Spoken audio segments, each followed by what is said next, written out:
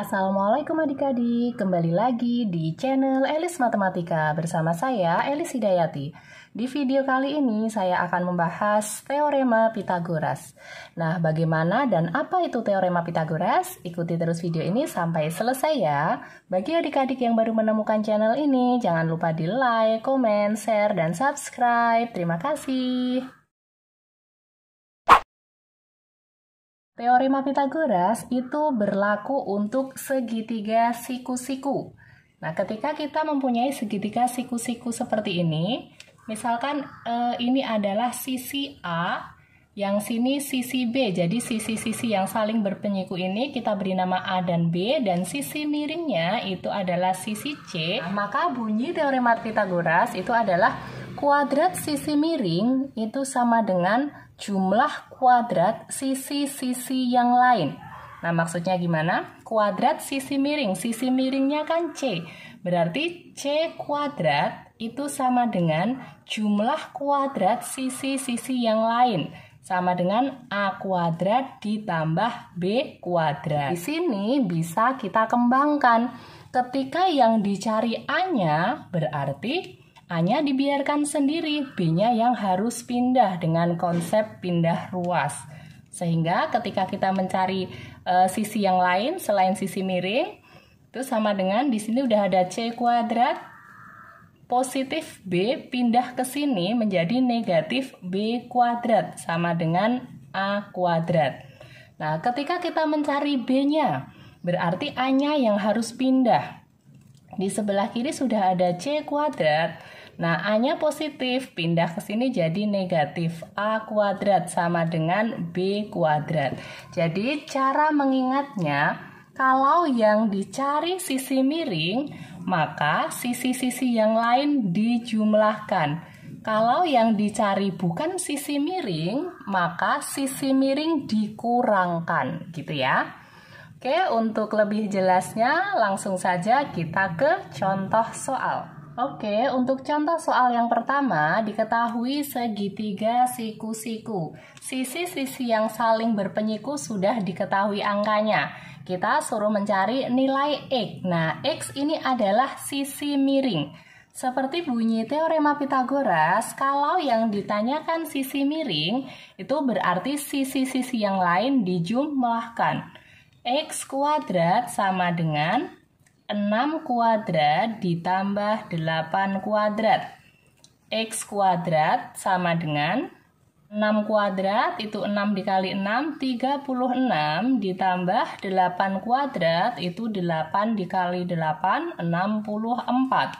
X kuadrat sama dengan 36 ditambah 64 itu 100, sehingga X-nya sama dengan akar dari 100. Akar 100 itu sama dengan 10, sehingga X sama dengan 10. Lanjut ke contoh soal yang kedua.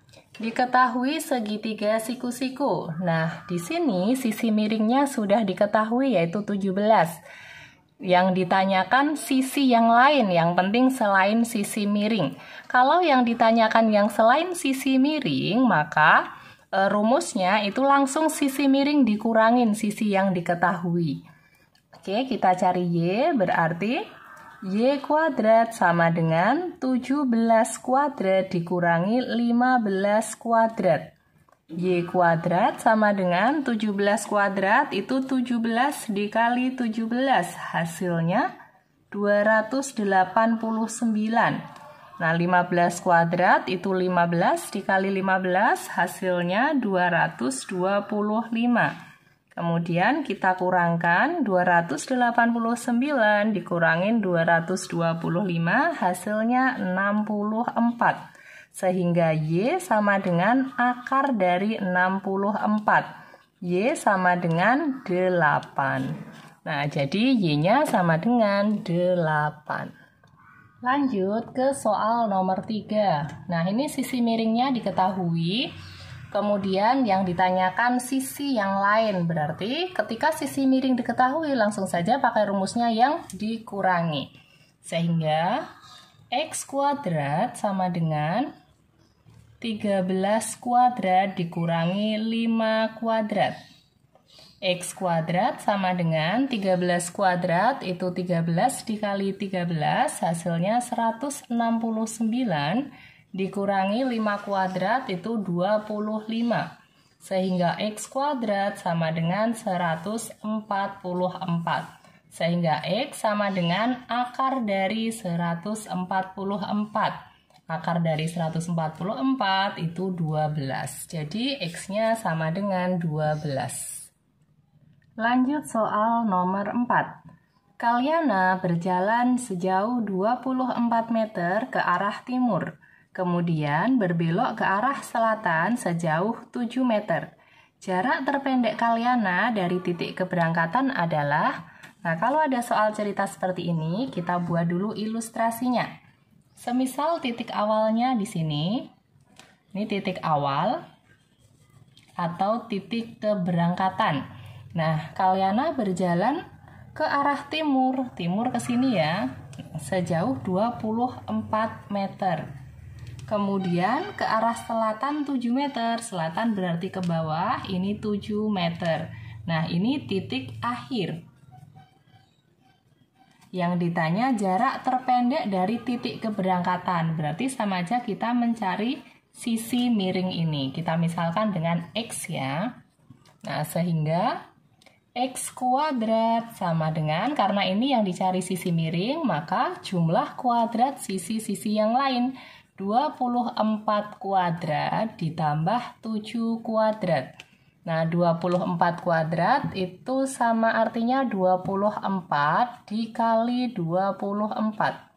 4 kali 4, 16, tulis 6, simpan 1, 4 kali 2, 8, tambah 1, 9, 2 dikali 4, 8, 2 dikali 2, 4. Lalu kita jumlahkan, 6-nya langsung turun, 9 ditambah 8, 17, simpan 1, 1 ditambah 4, 5.